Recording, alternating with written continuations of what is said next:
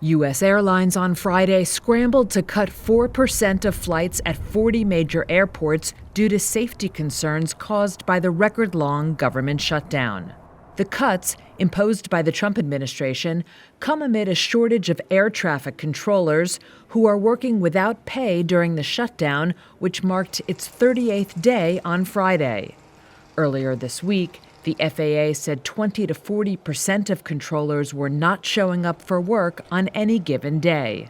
The flight cuts, which began at 6 a.m. Eastern Time on Friday, include about 700 flights from the four largest carriers: American, Delta, Southwest Airlines, and United. I woke up this morning not knowing whether or not I could take my flight to California.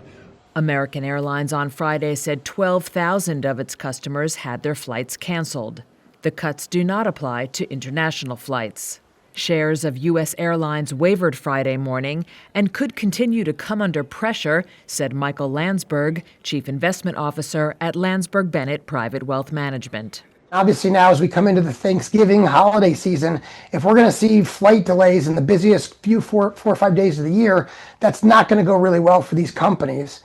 Even though they may not necessarily be to blame, consumers are going to hold them to blame because, the FAA is not at my airport. My sign says this airline and I'm 3 hours delayed or canceled. Yeah, I'm not going to be happy. So I think that's a concern that this might lead into something longer than we initially thought.